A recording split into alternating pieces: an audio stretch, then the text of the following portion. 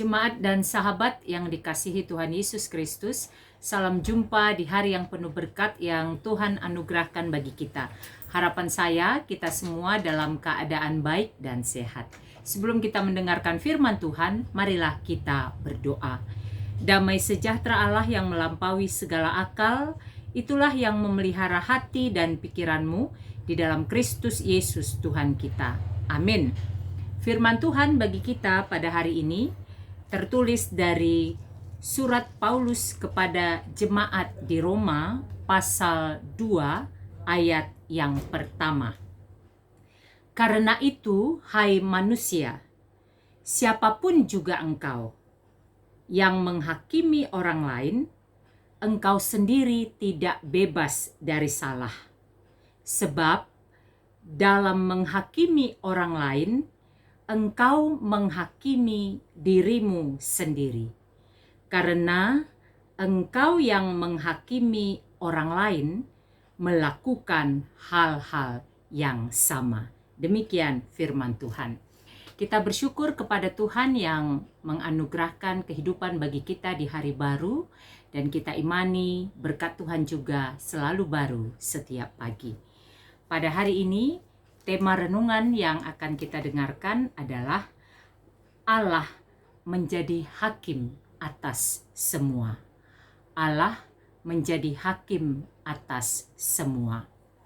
Teks yang baru saja kita baca merupakan surat Paulus kepada jemaat di Roma dan ditujukan khususnya bagi orang Yahudi yang merasa mereka sebagai kelompok, sebagai bangsa, karena Israel adalah bangsa pilihan Allah, mereka merasa sebagai kelompok yang istimewa.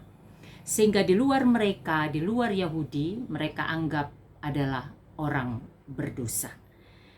Dari teks yang kita baca tadi, ada 3 hal yang bisa kita renungkan dan hidupi. Yang pertama, pahami dan sadarilah siapa kita dan sesama di hadapan Allah. Pahami dan sadarilah siapa kita dan sesama di hadapan Allah. Kita dan sesama adalah sama-sama ciptaan Allah. Itu yang paling mendasar. Bangsa Yahudi atau orang-orang Yahudi merasa sebagai umat pilihan Israel, sebagai umat pilihan Allah, membuat mereka mempunyai status yang istimewa. Sehingga bagi mereka di luar mereka punya hak untuk menghakimi orang-orang di luar mereka. Padahal dengan pemahaman dan kesadaran bahwa kita dan sesama di hadapan Allah sama-sama ciptaan Tuhan, kondisi itu menyadarkan kita tidak punya hak untuk menghakimi sesama kita. Dengan menyadari dan memahami siapa kita dan sesama di hadapan Allah, maka kita tahu benar bahwa kita sederajat. Kita itu punya keberadaan yang sama, punya level yang sama, tingkatan yang sama, keberdosaan yang sama, mungkin bentuknya yang berbeda-beda, tetapi sama-sama manusia berdosa. Maka dengan pemahaman yang demikian, kita diingatkan ketika kita tergoda untuk menghakimi, ingatlah, pahami dan sadarilah siapa kita dan sesama di hadapan Tuhan. Hal kedua yang bisa kita lihat, jangan menghakimi sesama karena kita juga dihakimi. Jangan menghakimi sesama karena kita juga dihakimi. Kelanjutan dari poin yang pertama tadi, ketika kita memahami, menyadari siapa kita dan sesama di hadapan Tuhan, yaitu sama-sama ciptaan Tuhan, sama-sama orang yang kemudian jatuh di dalam dosa, lalu kemudian bersama-sama memohon pengampunan, maka karena itu janganlah menghakimi sesama.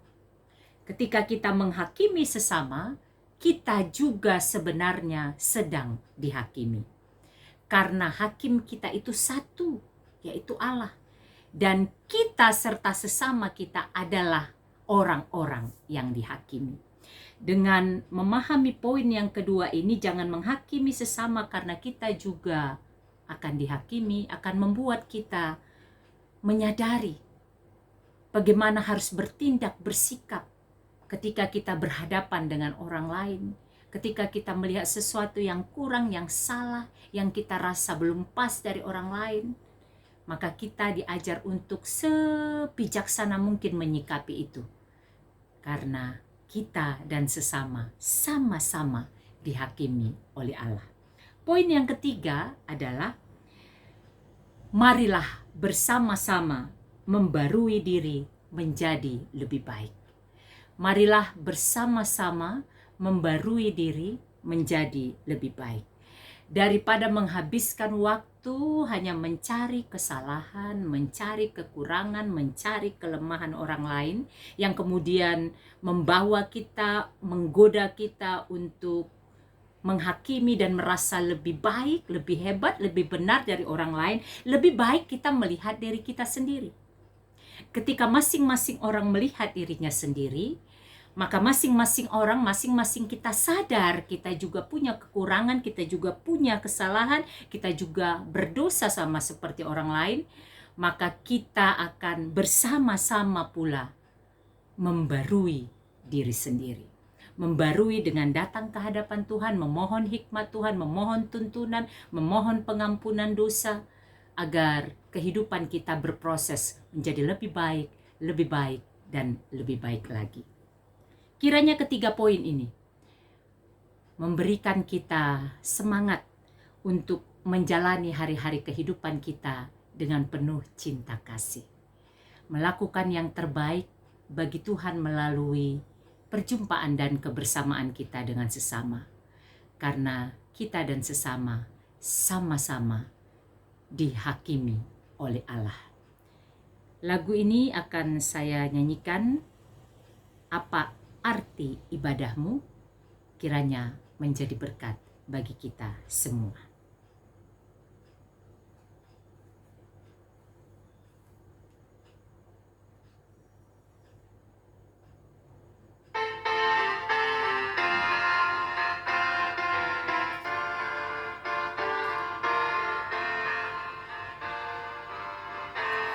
Apalah arti ibadahmu kepada Tuhan, bila tiada rela sujud dan sungkur?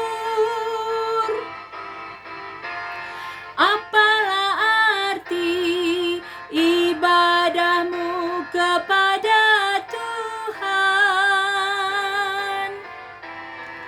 bila tiada hati tulus dan syukur? Ibadah sejati jadikanlah persembahan. Ibadah sejati kasihilah sesamamu.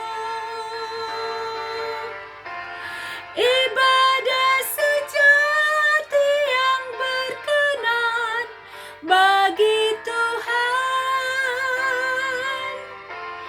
jujur dan tulus, ibadah murni bagi Tuhan.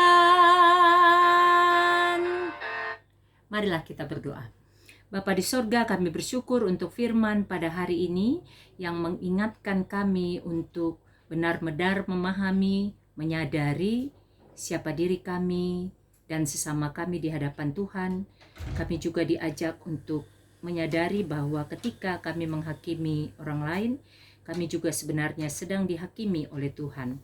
Karena itu adalah lebih baik jika kami bersama-sama membarui diri untuk menjadi lebih berkenan bagi Tuhan.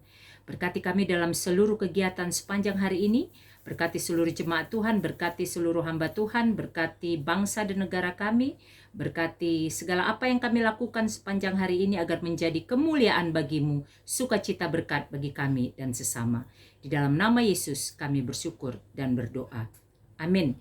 Selamat beraktivitas, sehat, semangat, dan sukacita senantiasa di dalam penyertaan Tuhan. Tuhan Yesus memberkati.